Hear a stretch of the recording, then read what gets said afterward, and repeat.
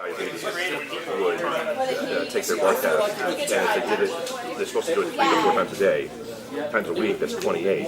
So if they did it 25 to 28 times in a week, they would get some virtual reward or a real reward. Okay, so it's similar to some of the software language. Right. So the point is that is a serious game in the sense that you're trying to. Something serious. So the behavior is, it is a journey where they shouldn't have to repeat the same process of inputting everything the same way 20 times. The interstitial screen or the quiz or input different cycle each time. No grading. So again, their board of anxiety keeps going up because it's a serious game and maybe. Is that a font? Papyrus? Yeah. It's a hated font. Oh, Papyrus. No So it's kidding. called Papyrus? Papyrus. Okay. So what about like a salsa kind of Salsa kind of font. yeah, like and this has to be wingding.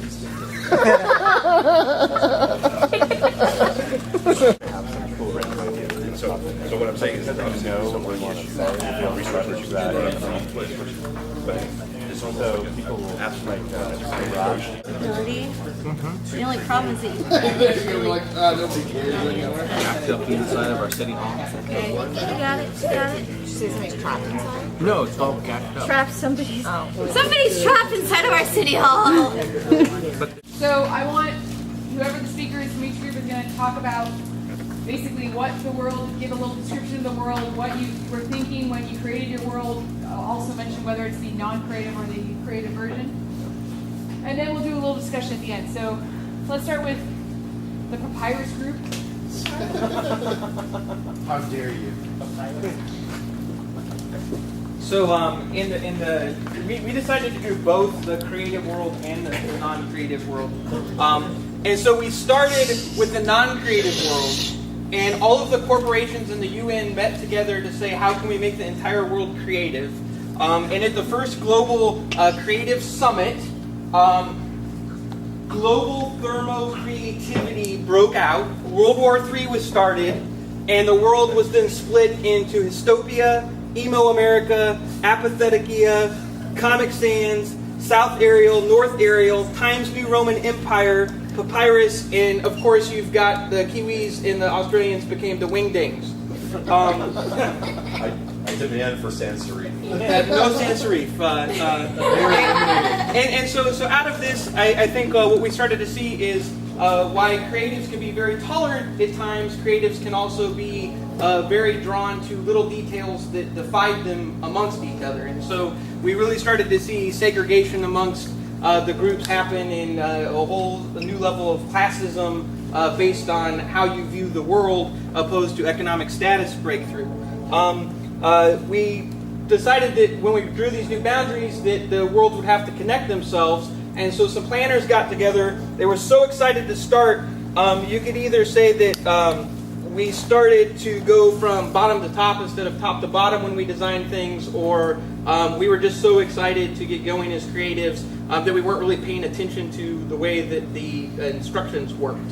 And so what happened is Van Goghville was trying to connect to Da Vinci and Steinbeck and Hipster Haven, and they started by building freeways, and then they said, no, we need to have railways, and then they said, no, we need to have high-speed railways, and they were about 100 yards from connecting their cities together, and then they came up with the idea that maybe rocket ships would be a slightly better mode of travel, and now they're exploring space instead of connecting cities, so they've got some kind of half-done things here. So to us, these were kind of the representations of some of the negative parts of creativity. I think sometimes people think that creativity is all, ups and no downside.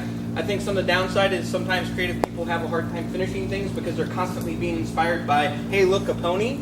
And then some of the other part of that is sometimes when you get too creative and too set in your way, you have a different view. Because you feel you're so unique, sometimes it's hard to get along with other people based on that. On the good side, we kind of said, okay, well, let's not just be entirely negative, because we do think that there's a ton of upside to creativity. And so we really kind of talked about, that if everybody was unlocking their creativity, would we become more fully evolved? Would we start to really reach our full human potential if everybody was working in a capacity where they really were unlocking their full creativity? That we'd be really wired in or really more connected to each other through creativity. The innovation, there'd be limitless variety, tons of types of music and art and selection. If everybody was a creator, we'd have a whole lot more things to enjoy than just, kind of a differing. Would we have our different fuels? Would we constantly be thinking about things? Would we be maybe augmenting our humanity with technology and with, different things? What would the school bus of the future look like? And would we really be able to break the system, especially when it comes to how we think about economic and class and the structures of how society works? Would we really be able to break those down into ways that we can't even fathom today? So that's our story of creativity. All right, so how about April's group, or who's speaking? Okay, both you guys, okay. We got it.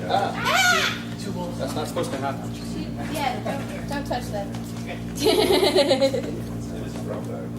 I'm not going to stand on the step. You stand on the step. Okay, I'll bring it up instead. You shouldn't stand on the step. No, I'll stand up. This is it. No. Come on. Did you do the creative or uncreative? Creative. We Okay. did the creative, and there were a lot of things that we disagreed on as a team, but it wasn't violent. But we did list some of the things that we did agree on. And instead of taking a Pangea approach, we took a hyper-local approach, and we decided to say, what would downtown Chandler look like if it were this all-creative world? So we went really local. And we started thinking about what would the buildings look like in the stores. And one of the first ideas that popped out was that the supermarket or a market would look like a big banana. Not because it had to, but because it was whimsy, it was fun. A lot of the buildings would have a lot of free-flowing form to them, in the sense that also they wouldn't have to be symmetrical, and the part that holds this up might be a complete afterthought and not tie in aesthetically, but that's the aesthetic. So, for instance, we've got a 3D representation of Chandler Town Hall, as it would be, maybe in this world, maybe more of a free-flowing formation that would be, kind of added on to as needs were seen. And we were talking about what would be inside City Hall, because we don't. Yes, exactly. He's pegged it. This is probably what that's the problem. Is that the judges and whoever would be making the decisions between the conflicts might wear some sort of obvious representation of their status. But decorated by. Yeah. If we could figure out a way to make this thing make the decisions for us, we'd be a lot happier. One of the things that the problem solving would have to deal with is the idea of money, finance, the economy. We talked about, well, how is this going to run? Is there going to be currency? And we thought, well, maybe there's going to be something like checks, but not a check that's issued, not a currency that's issued, but if you did 4 hours of creative work for me, I would come up with a way to promise you 4 hours or the equivalent, if I work slow, of creative work from me. And so I would create my own uncopyable custom IOU, like a check for you. And you would have to hide that in some secret special box that you make. Or pocket. Yeah. Or pocket. Or your special decorated pocket. One of the funny things we talked about, all info would be presented as infographics. We liked that idea. And we saw some ideas about what food would look like, because we realized that not everyone's going to want to do some of those repetitive, boring jobs that we don't like. So if people are only inspired to do that kind of work, or they can only channel sort of their muse every once in a while, we think that some of the things like, coffee we talked about, there'll be coffee because there's foodies, but it might not be as abundant because the people who we know as the coffee people aren't the same people who are harvesting, growing, washing, and sun drying, and all those kinds of things, and shipping. So there'll be coffee, but it's going to be more rare, and it's going to be more expensive, so you need a better IOU for it. Because you're only doing it when you want to. Yeah.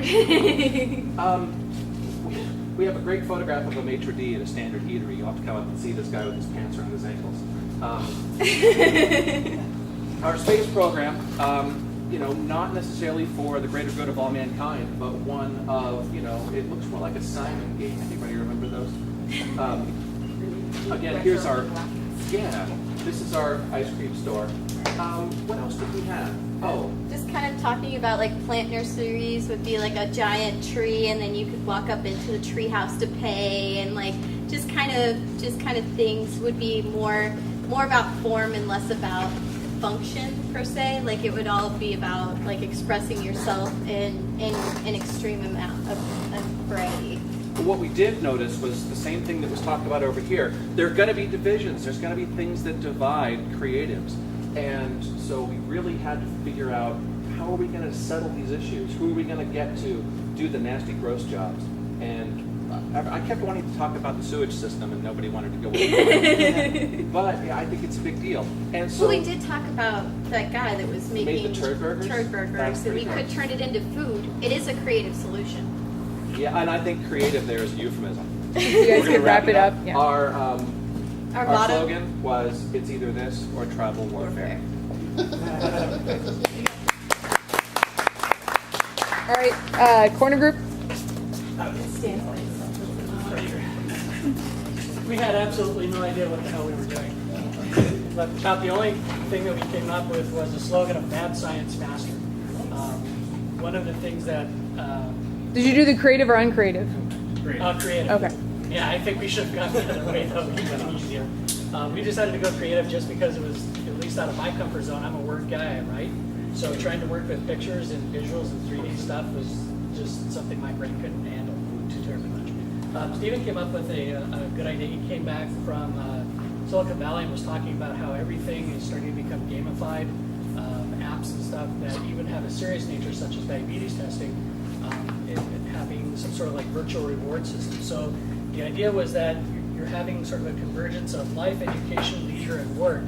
And in a world full of creatives, I think that you kind of live in the center where that all happens. Although, as everybody pointed out, the one thing that we neglected was what's going to happen with all the infrastructure when you have 100 feet to go on their railway, and with really beautiful and well-designed rails that just don't do anything because they see a pony and decide to go there. So I'm babbling because I have absolutely no idea how to explain any of this. If you guys want to help. But the only thing I could come up with was the whole idea, Mad Science Master, that everything is, I have no idea, converging so quickly that I think that it will allow people to have more time to either be creative, or it will take up so much of your time that you'll kind of push the creativity off as you follow them with a pony. What's going on now? So I think we're kind of absolutely like teetering on both sides. Yeah, we couldn't come up really with anything that was either one or the other that didn't pose some sort of problem in terms of how the whole world would work. So, but I do like the whole Times Roman Empire. That would be that's great.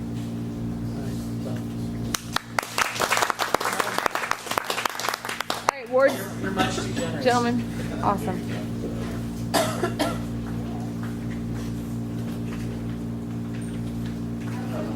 So we went with the creative world, but our world kind of figured things out, and all of the humans were sort of translated to a higher state, and so that all that's left are these artifacts, which are postcards from the world. Oh. So, welcome to our planet. See, everybody decided that they were too spread apart and they weren't hanging out and collaborating. So they actually physically moved all the continents back together, right? So they could hang out and, see each other and not have to take a plane across the ocean. So, and then the slogan on this postcard is density, proximity, community. So. All right, this one says greetings from the sea of knowledge. And the slogan for this one is rising tides lifts all boats. And the theme of this one is just kind of the ideas behind collaboration, again, taking that a step further. And that one person's going to have an idea and another person's going to have an idea, but it might only be a part of the big picture, and it's not till these two people come together that they can, create something that's truly unique, and that's just going to help everybody. It's going to lift the whole community up. Also, we had a similar problem like most of the groups, creativity can only come after all the necessities have been met. So if you notice in this picture, these are actually robots doing the shipping. So in our world, we've had creative people create robots and they do all the work. Okay, so mine is basically, we were contacted by these, future people from the creative world, and mine says, we are the grapes of the vine. So the symbolic meaning of this is that, they're symbolically like ritualizing or like praising like the grapevine, because once you're together within the grapes, like you're connected. And if you see the visual, these little guys right here around it, they're connected by some type of energy, this positive aspect that they're working together, kind of in place with this type of planet, So, yeah. And then this last postcard says, visit the circle of influence. And so it's the idea that each individual will grow as the community grows, and they'll start doing things to help the community, like helping others, being proactive, being active, not static, being open, not closed, being friends, not enemies. Yeah. So these are postcards from the future creative world. To you. Thank you.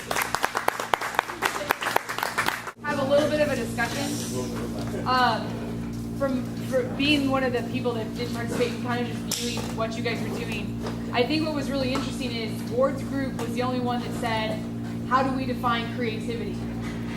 This activity was supposed to define that for you, and so I'm seeing some interesting things about how it sounds like creatives really can't exist without the uncreatives, that there has to be this mishmash of people that allow, like what you guys are talking about how if you're going to be creative, you have, there's not going to be certain things, like coffee is going to be scarce, and you guys are talking about having to have robots take care of the necessities, because creativity can only exist when necessities are taken care of. So it definitely seems like an idealized state of creativity or uncreativity would involve both groups of people. So I thought that was kind of interesting. So as I say, I think the misnomer is that I think you could argue that everybody's born creative. So I mean, to me, it wasn't even a classification that there would be people that are not creative. I mean, unless they're mentally impaired, I don't see how somebody cannot be creative. I think that's a definition that we put on ourselves.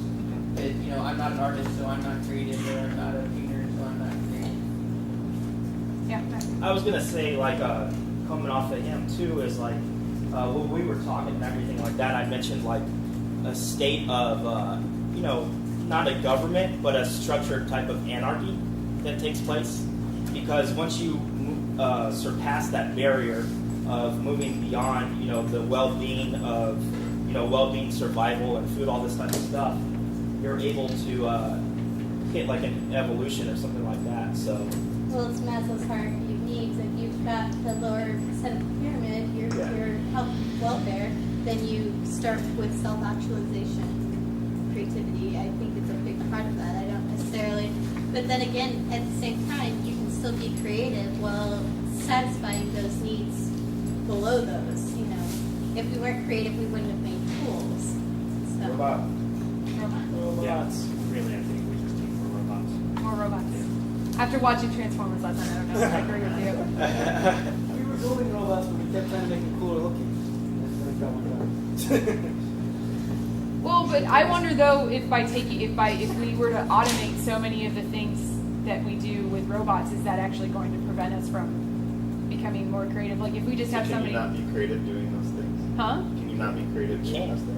But you can if you're gonna. And that's what I'm saying. Like, I would that's the assumption that automation replaces. I would seriously question the assumption that you have to have your base needs met in order to be creative. I've never met a musician that was completely competent and kicked ass that wasn't entirely broke, down on their luck, and basically ready to exit this group because they were so miserable. I think sometimes creativity comes from a place of. Sometimes I think when you starve yourself of those needs, you can find your most creative moments out of sheer desperation. first person who made an totally- oyster. I mentioned that being wrong from Flint, Michigan, lived there for 26 years, 25 years, and I met so many creative people, music-wise, art-wise, and it was just because it was so impoverished. There was nothing that you couldn't afford to buy a whole building, and that was just that. So I totally agree. We're also kind of like everybody except works with operates on the assumption that the creativity has to come at an expense. Like there couldn't be good access to coffee because no one would want to sit there and ship the coffee and make the coffee better.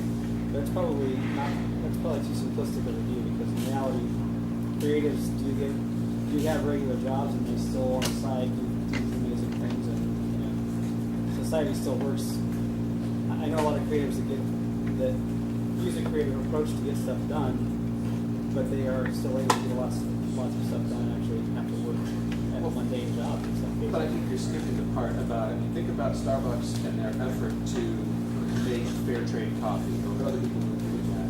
One of the reasons that we have to do that is because there's so much mundane manual labor that is essentially one of those things where you better sing yourself a song or trade your brain out, because this day and the next day and the next day and the next day, it's, you know, like you and your donkey out there, Mr. Juan Valdez, picking berries. And it's even worse when it comes time to actually process and wash those little fruits. And I don't think that the people who are actually doing those jobs are engaged in much that's creative. And I don't think they see it as a creative thing. Not the job itself.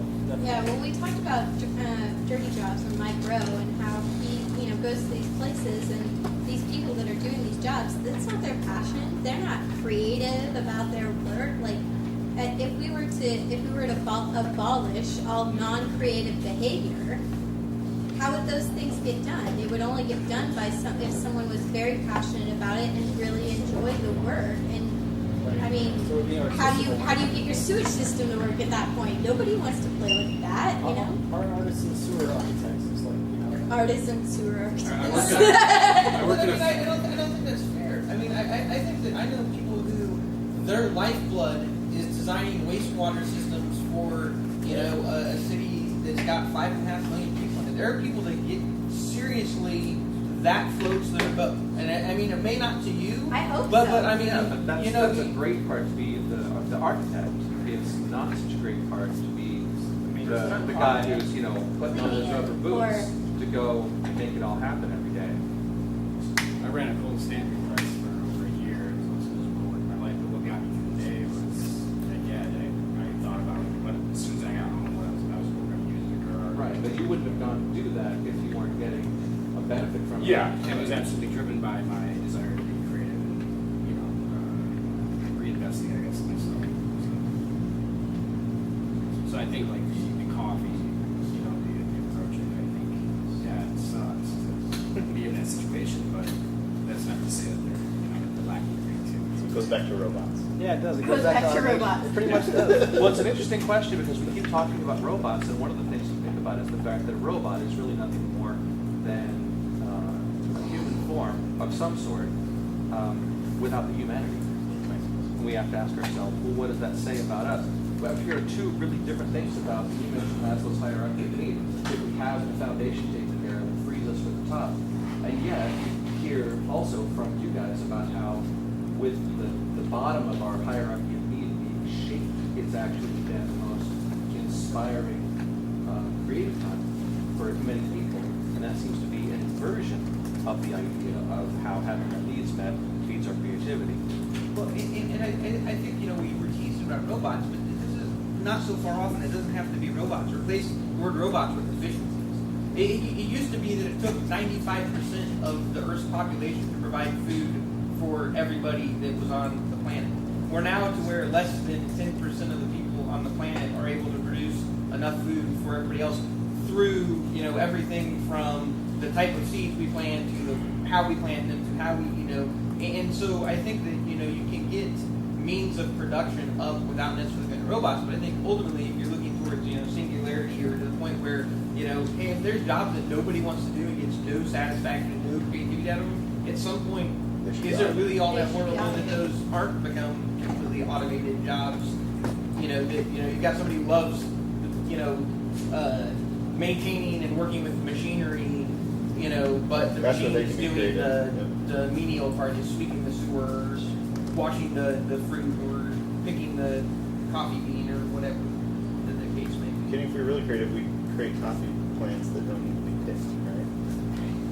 Well, I think one of the things that's challenging for us to do this is that we're able to use the term creativity very malleably in our discussion. I think if we were to put some strict terms on our definition of creativity and creatives, I think we start running into a lot more problems in our.